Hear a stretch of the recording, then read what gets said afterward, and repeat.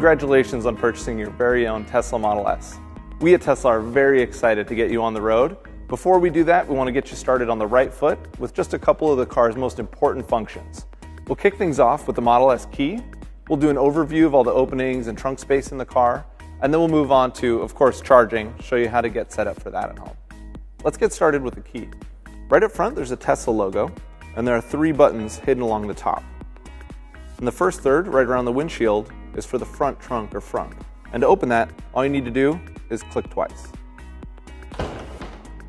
Next up is a button for the trunk. It's about 2/3 of the way back, and 2 clicks will either pop the trunk, or if you have the tech package, the automatic rear liftgate will open all the way. You can press it once to interrupt that, and 2 clicks will close it again with that tech package. There's a button on the roof to unlock or lock the doors. Press it twice to unlock, and it'll present the door handles. Or if you have the tech package, you can enable auto-presenting door handles. So you just walk up to the car, they present themselves, and you can get in. You can lock it with just a single click, and you can also press and hold to lower all the windows. Since we opened the front with the key earlier, all we need to do is lift up. You can also open it from the touchscreen, and there's a hidden button right down here, a little glow-in-the-dark one in case someone decides to hide inside of the trunk. There's 5.3 cubic feet of space, so plenty of room for your bags up front. And then there's also windshield wiper fluid that you can fill up if you need to. Of course, the car will warn you if it starts running low. To close, all you need to do is pull the hood down until it meets the latch, place a hand on either side of the logo here, and lean until it clicks. It's important that when you close the frunk, you use firm but gentle pressure. That keeps a nice even seal between the hood and the body of the car, keeping your stuff clean and dry. Let's walk around back and take a look at the trunk. There are 3 ways to open the trunk. With the key, like I just showed you, the touchscreen, and there's also this button right above the license plate. If you have the tech package, the trunk opens automatically. You also then get this button here that you can use to close the trunk or to remember a height setting. To do that, just pull the trunk down to your desired height, then press and hold the button until it beeps. At that point, it's remembered the height setting, and you can open and close it, and it'll always stop at this position. To open it all the way next time, just push it open to the full height, press and hold again to remember that setting. There's also a switch underneath here, great if you have the rear-facing kid seats, and if you have those, they actually store flat in the floor when they're folded up. If not, this becomes additional storage space. You've already got 26.3 cubic feet of space, but it's nice to have something a little bit out of the way. Your charging equipment also fits in this little cubby over here. Let's talk about that right now. All cars come with a mobile connector and an adapter for public charging stations.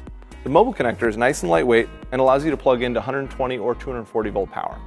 This is a regular 120 volt plug. Not the fastest thing in the world, but very convenient because you'll find these all over the place. To swap adapters, just press the button right on top here, pull it apart, and then you can plug in the other adapter. Put the Tesla T right on top, slide it in place until it clicks, then we'll plug it into the wall first to get charging. Now that we're plugged into the wall, all you need to do is press this button on top here, and it'll pop the charge port open. It'll light up white so you can see at night, and then you just plug in. It'll turn blue initially, and then it'll turn flashing green as it starts to charge. If it stays blue a little longer, it's probably heating or cooling the battery to prepare it for charging.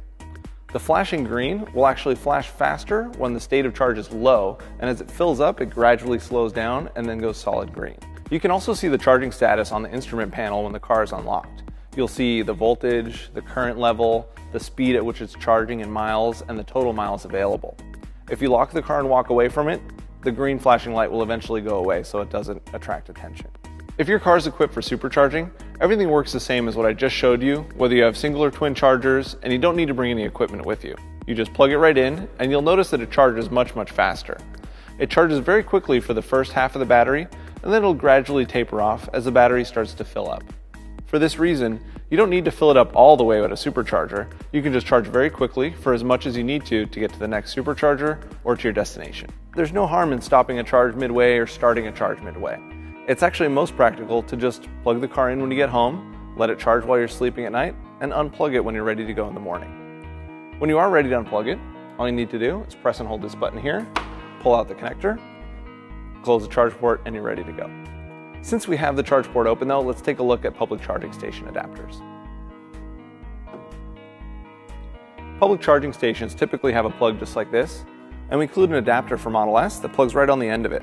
All you need to do is slide this on the end, plug it directly into Model S like you would at home. It'll turn green just like normal. And when you're ready to go, press and hold this button like you would.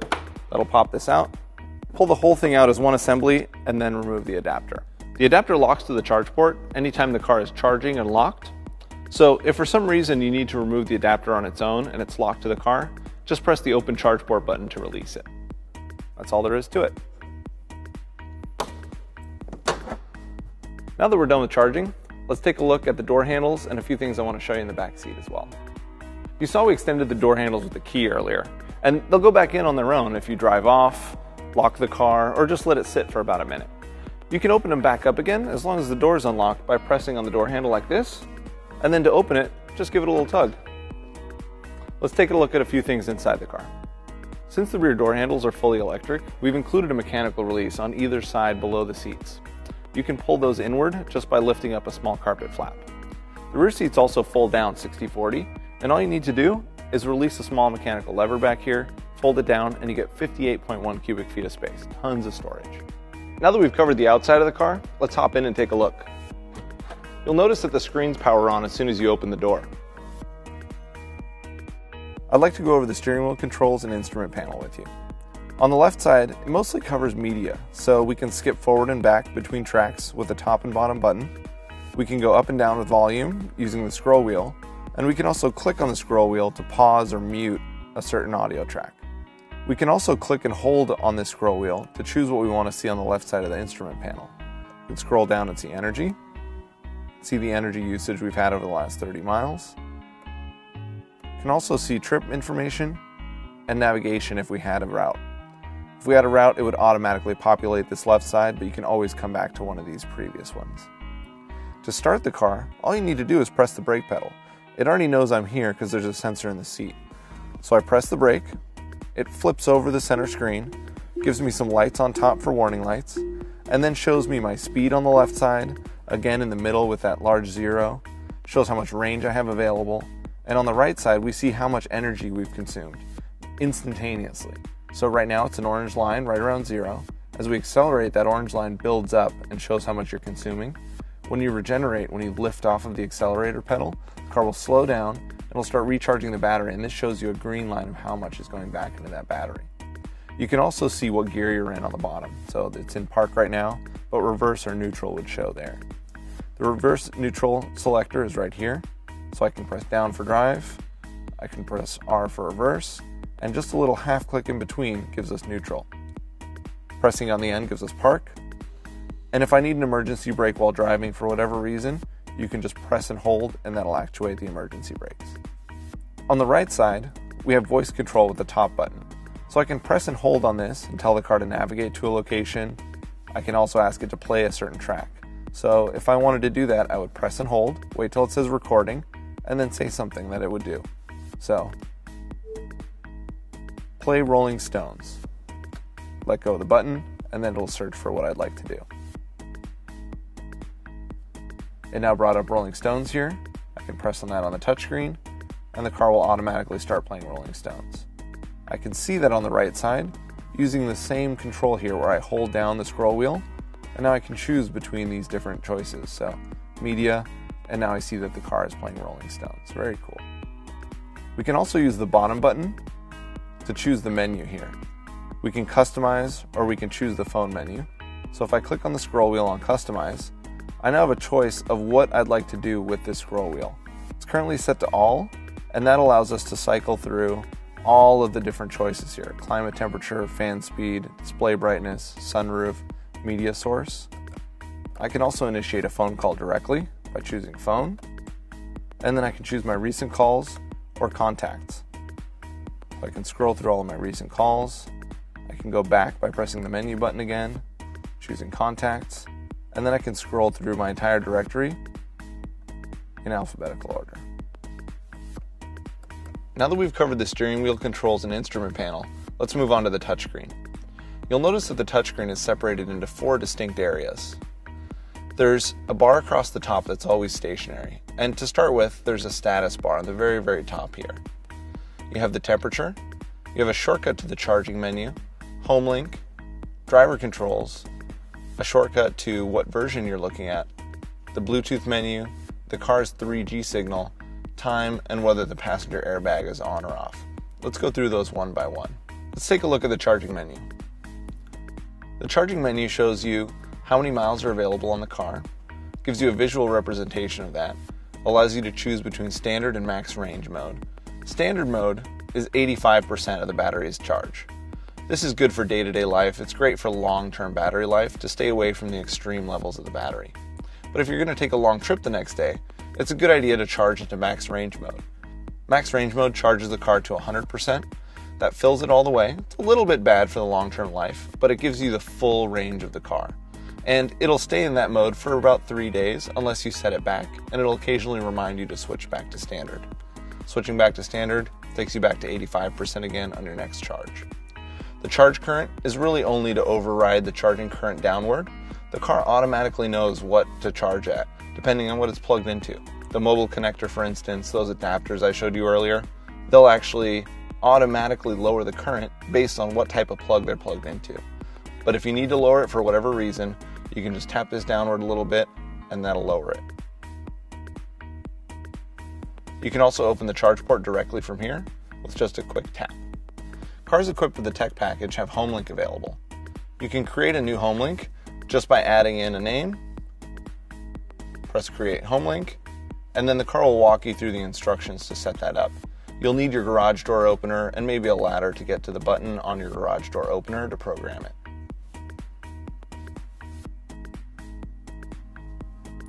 You can also set a driver profile from here. Press Driver Profile Settings, add a name, create profile, and it'll actually create that for you and allow you to adjust your seating position and then save when it's done. Within the profile, you can see what's saved by pressing right here, and that'll show you that it's more than just seat controls. It saves your lights and lock settings, your map, your units and format, climate control, a number of different things, so the car remembers how you like it. By pressing the Tesla T here, you can see what version software you're on, see the release notes for that latest software, the VIN number for the car, and what model you have. Next up is Bluetooth. By pressing on the Bluetooth symbol here, we can search for a phone. Grab your phone and make sure it's set to discoverable. Then press Start Search. It'll find your phone. You can press on that. It'll add the device by sending a code across, and you can accept that on the phone itself. This should take just a moment. Press Pair on your phone. You'll see Media and then Phone is brought up. You can jump directly to either Media or Phone, but note that your phone contacts will take a little while to load, especially if you have a lot of them on the phone. We'll skip over that for now and jump into that in the phone settings later. This bar on the bottom is also stationary. There's a shortcut to the control menu and some heating and ventilation controls we'll cover later. Let's take a look in this menu here. You'll see there are a lot of different things we can control in the car directly from the touchscreen. Let's jump right in and take a look at the sunroof. We can open it by pressing on this bar here, so if I want to vent it, I can do that. I can drag it down to open it a certain amount, and I can also control it just by dragging the image here. That's all there is to it. Okay, let's have a look at the driving tab.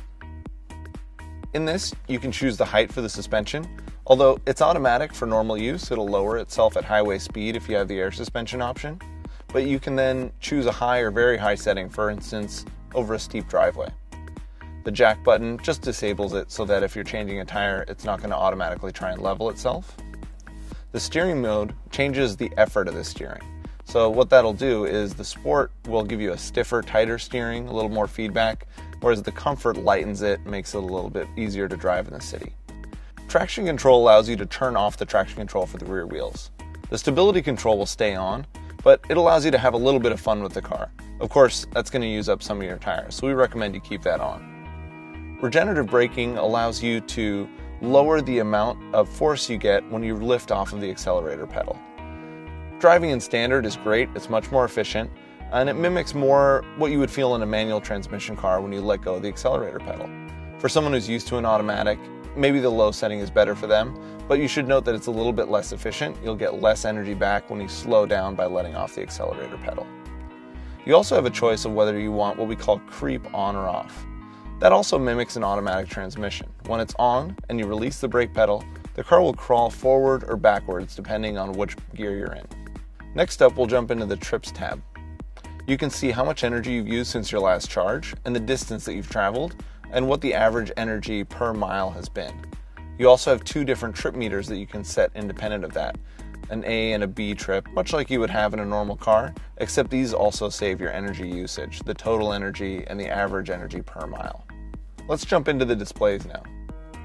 With the displays, you can choose the brightness for either day or night mode by sliding the scale up or down. You can also choose day or night mode independently, or leave it to an automatic setting so that the sensors in the car will turn it to day or night mode depending on how bright it is outside. Next, we have e-brake and power off. Here you can control your parking brake independently, and this button also turns red and turns into an emergency brake while you're driving. But remember that the button on the gear selector for park is also your emergency brake if you just press and hold.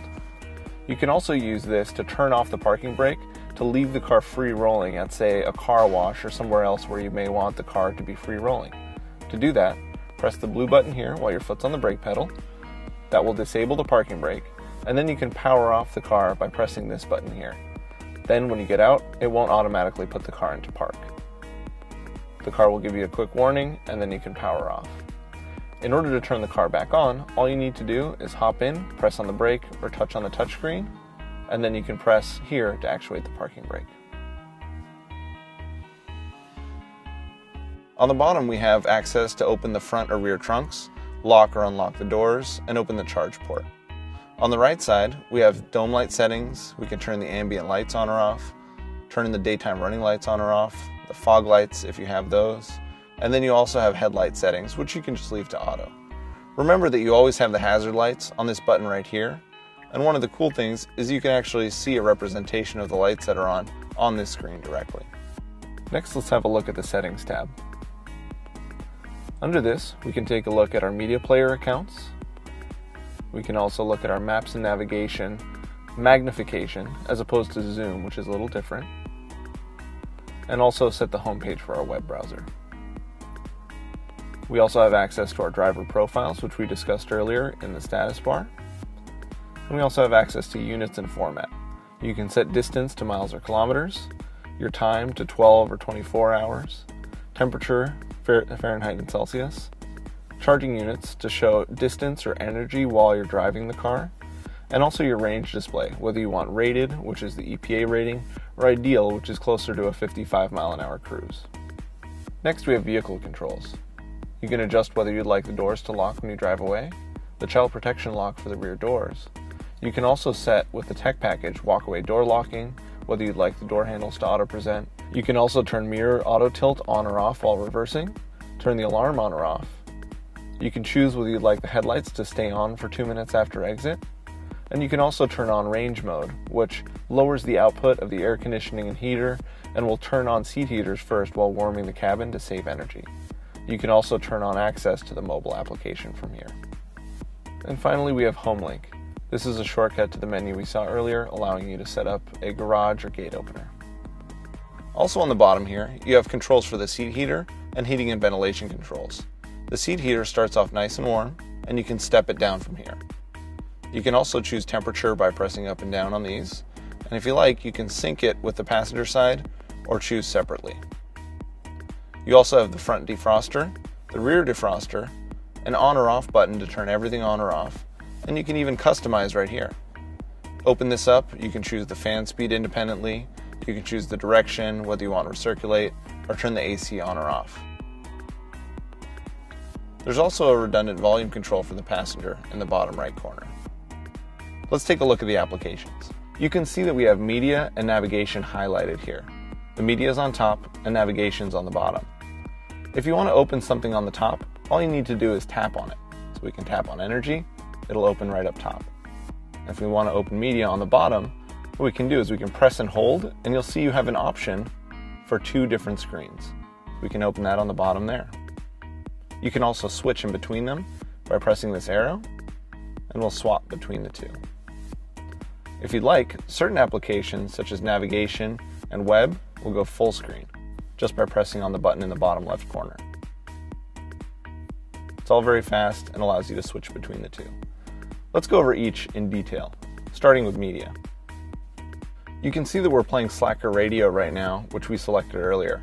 You see the album art cover, which is pulled up automatically, information about the song, and normal buttons for play, skip to the next song, and if we weren't streaming radio, we'd also be able to go back if we were, for instance, playing off of a USB drive. You can also say that you like a song by pressing the plus button here, and you can say you don't like one by pressing the international stop sign there. You can also favorite it internally, so you can say, I like this song, and it'll stay in your favorites up top. We can also browse amongst other Slacker sources by searching directly through voice control or typing in an artist or song. You can see recently searched, and then you can browse through news, custom station, top stations, lots of different options in here. By scrolling backwards, we can go to our other internet radio source, TuneIn Radio. TuneIn allows you to bring in radio stations from all over the world. Let's take a look at the normal radio options as well. You have a choice between FM, AM, or XM radio if you have a subscription. By pressing on FM, you get a more traditional tuner setup. You can slide in between stations and choose one specifically. You can search through just by clicking on here, backwards and forwards. And you can save a favorite just by pressing and holding on any one of these. Once it pulses, it saves that station. You can choose HD on or off depending on how the signal is in your area, and that may give you some more options down here for further HD channels at each frequency. You can also jump directly to AM, and with XM, you can find the radio station code so that you can set up your own XM radio station. Let's press Browse and take a look at some of our other options. We can jump directly to My Music and Devices and select a phone paired over Bluetooth where we can play music directly. And we can also go back and plug in a USB drive. That will then pop up here. I can press on it, sort by songs, genre, artist, albums, or by folder. And then I can play something directly here.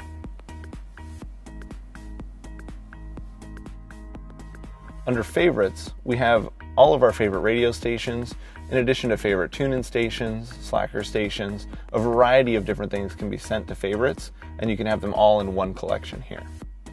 You can also see your recently played. We can see what we played today, yesterday, and even 2 weeks back. It goes quite a ways back, so if you're wondering what you listened to a week ago, it's right here. We can also jump directly to favorites and recents through these two buttons up top. You can also jump directly to your equalizer settings by pressing this button and fine-tune your settings directly. You can turn Dolby Surround on or off depending on the audio source, and you can also jump directly to fade and balance where you can concentrate the music right on the driver, and it has a smart center for 0. In addition to jumping between audio sources directly on the steering wheel controls, you can also jump between them by pressing this button here, jump directly to FM, AM, XM, TuneIn, Slacker, or whatever devices you have paired. Next up, let's take a look at the navigation. I'll switch into the top pane again, and then in this bottom left corner, I can go full screen. The maps look great in full screen, and you have a couple of different choices. You can pinch to zoom, you can pull in to zoom in on something, get a closer view, you can switch to satellite, and you can also turn traffic on or off, whether you like seeing traffic on the roads or not. You can also zoom in and out using these buttons. You can have the car follow you on navigation by keeping this little blue target highlighted.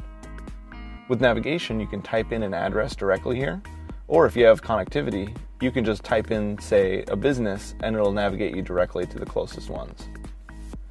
We can also do that through voice controls. You can also see your history by pressing here, see all the recent places that you've been to, and you can also choose your recent searches. So if you're 200 miles down the road and you need a cup of coffee, all you need to do is do the recent search and it'll find one nearest you. If we choose one of these, it'll do a search for anything nearby. We want to choose one of our Tesla Motors stores. We can click on that. There's an option to navigate or call the store directly from here. If we press navigate, you then get the choice of your next turns, volume, and you can cancel. You also see how much time it'll take you, how many miles, and the approximate time you'll arrive. You can also jump directly to your final location by pressing the flag. Now let's take a look at the energy application. We'll cancel out of this, take this one out of full screen, and jump into energy on top just by tapping on it. This new energy application is great. It shows you your watt hours per mile over the course of the last 30, 15, or 5 miles, building different graphs of each level of data. You can also see your instantaneous range or your average range over that period. Lots and lots of information to tell you exactly how far you can go and how your driving has affected your actual range. Next up is the web browser. Web browser allows you to type a URL into the top or do a Google search directly in there as long as you have the connectivity package. You can go full screen, which is great. You can read a website while you're waiting to pick somebody up. You can also save favorites by pressing Heart Plus here, and you can jump directly to your favorites by pressing the heart. You can also jump to the backup camera at any time. It of course comes on automatically when you put the car into reverse. You can jump directly to your phone application from here. You can see your recent calls, you can see your contacts and scroll through those alphabetically, and you have a dialer in case you want to enter a number in directly. Of course, this is also available through the steering wheel controls. Now that we've covered the touchscreen, there's one more thing I want to show you. In the glove box, we have a few items for you. There's a quick guide for owners. This covers a lot of the functionality of the vehicle. Owner safety information. Terms of the new vehicle limited warranty. This card has a few important numbers on it. This is the number to our roadside assistance team. Program this in your phone should you ever need it.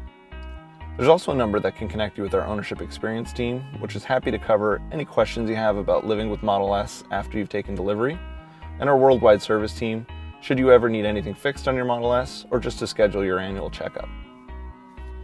Next up, there's a guide for the roadside assistance team. They're trained if you call our number to tow Model S, but it's good to keep this in the car just in case.